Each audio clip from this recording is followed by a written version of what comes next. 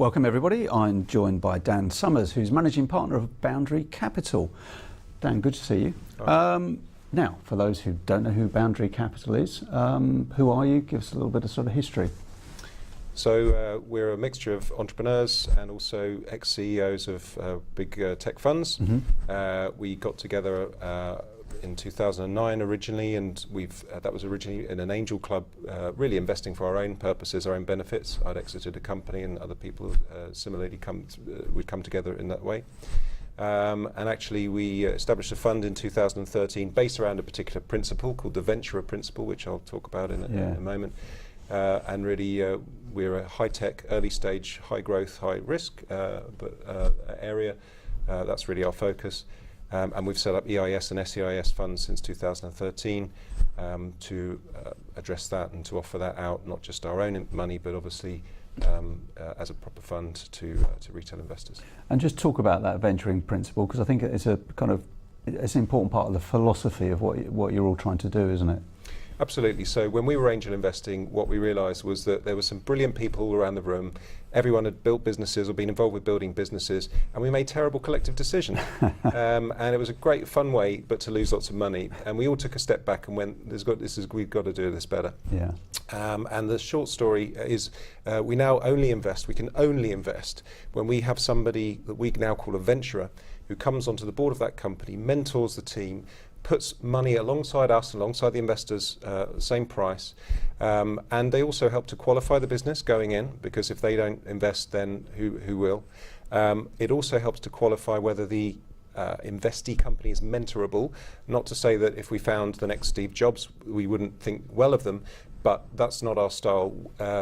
Tech businesses change. There are pivots. There are some moments which you just know are going to happen, and to have a team that's able to be the bloody-minded entrepreneur, but able to listen and take advice is very important. So getting that chemistry right, there's quite a few checks to the box. It's not just an angel investor. Yeah. The person has got to have big company and venture experience, and they've got to have expertise in that area. Technology moves very quickly. You can think you know about IT security, let's say. Actually, there might be a very specific domain. We might need to break into a certain market, consulting, that you're selling that technology to. So it's finding the right kind of people for the right mentoring role to bring extra sizzle to that mentoring, that management team. Yeah. And of course, it de-risks everything. And our key real IP, if you like, is that we have one of our associate partners runs a non-executive agency, and out of that we have access to 300 ventures that we've qualified, which is a lot, and it takes up effort, but we call it mammalian investing rather than reptilian, because it's all around, not that one's better than the other, style is style, but it's around the fact that we spend a lot of time with our investments before we invest and afterwards, and that's our style, and we get the rewards appropriately. And as you said, you've got both seed EIS and EIS funds. That's right. And they are evergreens? That's right, they're evergreens. So the SEIS is a smaller pot, the EIS is a larger pot. They are evergreens with quarterly tranches, and there are obviously different risk profiles to each, but yeah, that's our makeup. And I guess really, when I say to you, what's the difference between what Boundary does and perhaps other firms also investing in the technology space, you would probably point me back to the sort of the venturing philosophy, I guess, is a significant difference. I would, but I have to say that in investing, being different is not necessarily the thing, right? If we're investing in a tech business, we want that to be differentiated, to have patterns, to have absolute, but I don't think you can really change with investing. Just good practices, good processes, no heroes, and just lots and lots of experience. And we've had 60 exits between us. We've managed funds up to £200 million between us.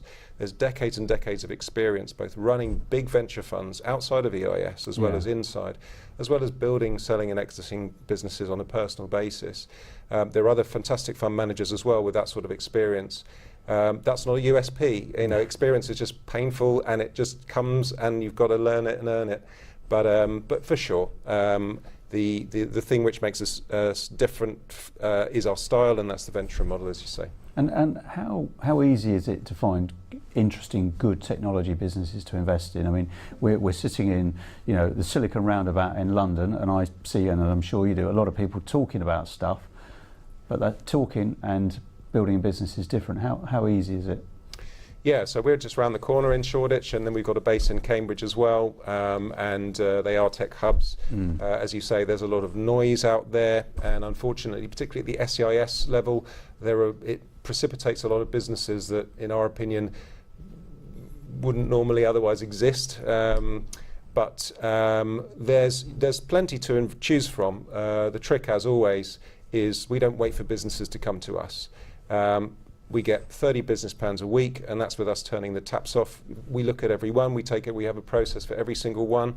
The majority of our investments that we actually make, because we invest a tiny percentage of that, if we see 600 a year, whatever it is, we invest in, you know, a few percent of that, is us going out and finding them. Our venture network is very, very good for bringing in deals that are not on market yet, or I'm considering this, and I'm considering putting money. I've been mentoring this guy for a few months. What do you think? I'd be happy to put in 20 grand.